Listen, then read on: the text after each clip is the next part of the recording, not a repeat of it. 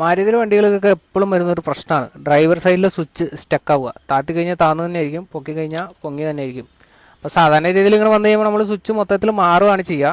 പിന്നെ നമുക്കൊരു പഴയൊരു സ്വിച്ച് നമ്മുടെ കയ്യിലുണ്ടെങ്കിൽ നമുക്കത് റിപ്പയർ ചെയ്യാൻ പറ്റും. ഇതിപ്പോൾ പലപ്പോഴും പവർ വിൻഡോ സ്വിച്ചൊക്കെ റിപ്പയർ ചെയ്യുന്ന ഒരു ഇലക്ട്രീഷ്യന്മാരൊക്കെ ചെയ്യുന്ന വർക്കാണ്. ഞാൻ ജസ്റ്റ് ഇപ്പോൾ നമുക്ക് ഈ വണ്ടി ഉപയോഗിക്കുന്നവർക്കൊന്നും അറിയാൻ വേണ്ടിയിട്ട് ആണ് ഞാൻ ഈ വീഡിയോ ചെയ്യുന്നത്. അപ്പോൾ അത് നമ്മൾ നൈസായിട്ട് ഇങ്ങനെ ഒരു സ്കൂട്ടറേയും കൊണ്ട് പൊക്കി എടുത്തു കഴിഞ്ഞാൽ അതിൻ്റെ ഉള്ളിലൊരു ഫൈബറിൻ്റെ ഒരു നീഡിൽ പോലത്തെ സംഭവമുണ്ട്. അത് പൊട്ടിപ്പോണതുകൊണ്ടാണ് ഈ സംഭവം ഇങ്ങനെ സ്റ്റക്കാവുന്നത്.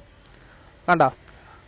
അപ്പോൾ ഇത് നമ്മൾ ഡ്രൈവർ സൈഡിൽ സ്വിച്ചിന് എപ്പോഴും ഉപയോഗം കൂടുതലായിരിക്കും. അപ്പോൾ അതുകൊണ്ടാണ് അങ്ങനെ സംഭവിക്കുന്നത്. അപ്പോൾ നമ്മൾ പഴയൊരു സ്വിച്ച് ചെയ്യുന്നത് നമുക്ക് ആ നീഡിൽ ഒരെണ്ണം എടുത്തു കഴിഞ്ഞാൽ കറക്റ്റ് അതിൻ്റെ ഉള്ളിൽ വെച്ച് കഴിഞ്ഞാൽ സൂട്ടാവും. സൂട്ടായി കഴിഞ്ഞിട്ട് അതിൻ്റെ ഉള്ളിൽ ഒരു ചെറിയ സ്ലോട്ട് ഉണ്ട്. ആ സ്ലോട്ട് മെല്ലെ അഡ്ജസ്റ്റ് ചെയ്തിട്ട് നമുക്ക് ഓട്ടോമാറ്റിക്കിൻ്റെ ചെറിയൊരു സ്ലോട്ട് ഉണ്ട്. അത് കറക്റ്റായിട്ട് അഡ്ജസ്റ്റ് ചെയ്തിട്ട് ഈ സംഭവം കറക്റ്റാಗಿ വെച്ച് കഴിഞ്ഞാൽ സംഭവം ഓക്കെയാണ്, സക്സസ് ആണ്. വീഡിയോ ഇഷ്ടപ്പെട്ടെങ്കിൽ ചാനൽ ഒന്ന് സബ്സ്ക്രൈബ് ചെയ്യുക. അത് നമുക്കൊരു മോട്ടിവേഷൻ ആയിരിക്കും.